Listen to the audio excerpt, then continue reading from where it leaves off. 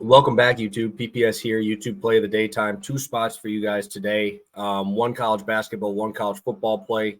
We're feeling pretty good about ourselves right now. Obviously, stuff has been awesome these last couple of days. Believe right now on a 6-0 run. Let's take a look. Obviously, starting out with Embiid. Had our Wemby block, Randall. Had our Giannis play where he dropped 50. Kent State, we smoked. Michigan comes through for us last night pretty easily. I was debating between first half and full game. Luckily, they ended up getting to those mid-40s, which is that magic number for an 80s team that I really want to get to. Obviously, I talked about the bigs for Michigan. I know they had 17 and 10 when this hit, and there were still 6 minutes left. So very happy with that. SGA absolutely kills it. This dude's so good, man, especially in like these play-in tournaments. I don't know if these guys actually like care that much about the in-season tournament, but it looked like they did. It looked like SGA really wanted to come out. He started out really slow. I did not think he had a chance of hitting after the first 6 minutes of the game. He didn't do anything. But then the last 6 minutes of the first quarter starts to cook, and then towards the end of the game just goes crazy. So shout out SGA, an absolute wagon as always. And speaking of wagons, we're going to be going to one today. So right now we are 2-0 in college basketball. We are on a 5-game NBA winning streak here. And now we're going back to a sport that we've been feeling pretty good in, right? So college football, obviously. Let me take a look here. I think we went 1-1 last show, so I think it's 10-6. 10-6 total. I believe I did not update that, and then we lost 0.1 units on the juice. All righty. 10-6.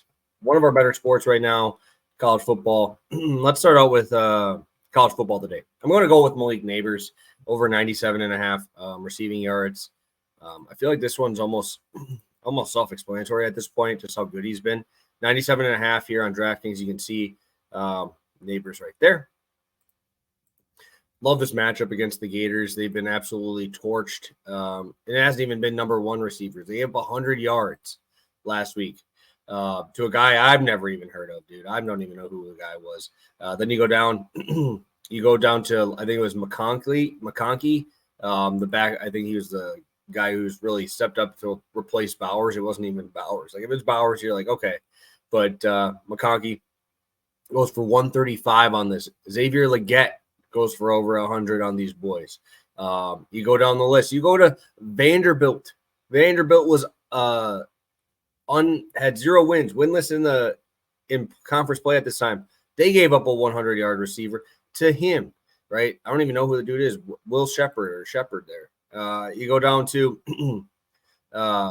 like almost all of these games recently, they've been getting torched through the air. Unfortunately for them, they've been giving up a lot of big plays as well.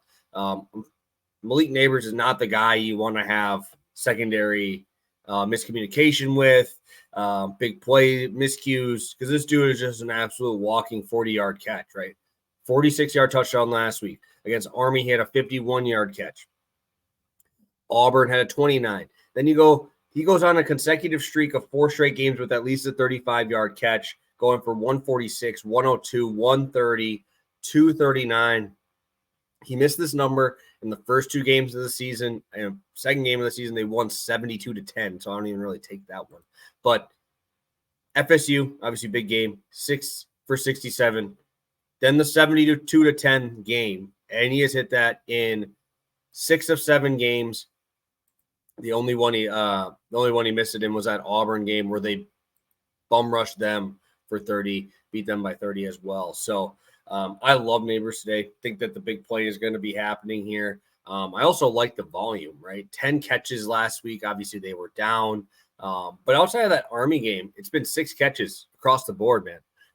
That Army game, obviously, like I said, dude still got this number, right? He's still got this number, 4 for 121, but only 4 catches, 6 catches the week before that, 6, 8, 8, 13. This dude's a wagon. This dude's finding a way to get the ball in his hands, and after that, it's pretty much game over. He's so fast.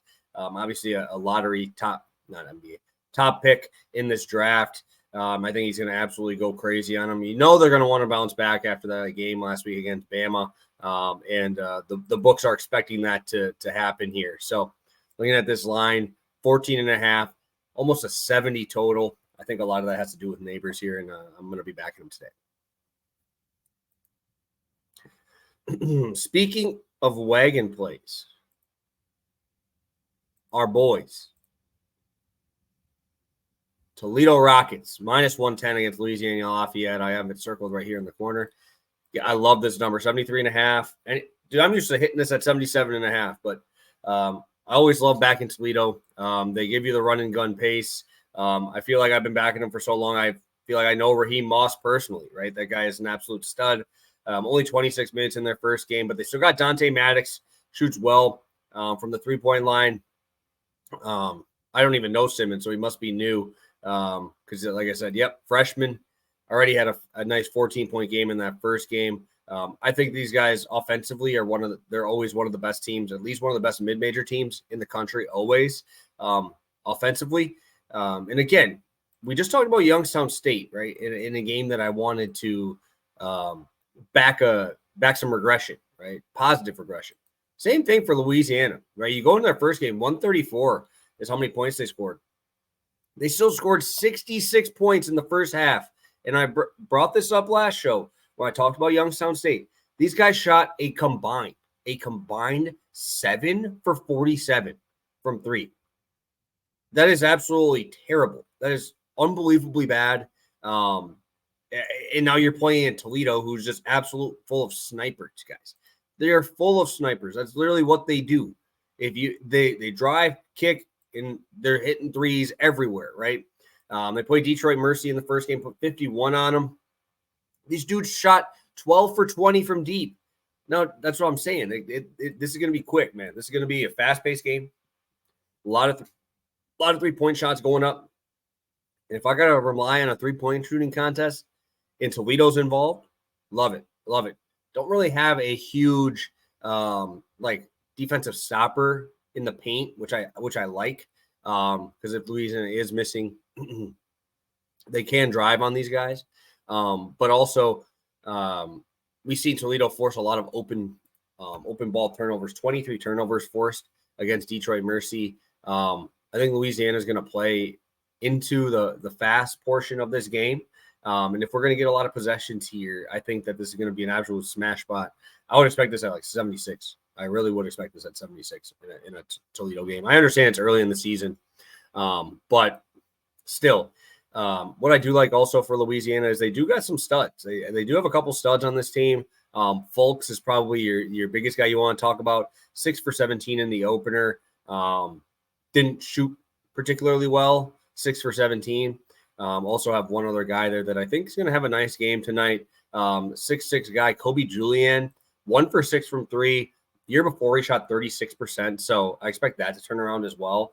I think we're going to see a lot of points tonight in this one. I love Toledo. Always love Toledo. But today we're going with that first half over. Let's say undefeated, guys. Hit 6 straight plays. Let's say undefeated in college basketball. Go for 3-0. Obviously did post that other one on Twitter first day of the season. So excited for it. Hit that like button. I really appreciate it, guys. 6 straight. If you've been making money, hit that subscribe if you haven't already. And let's finish off with a nice winner here on this Saturday slate.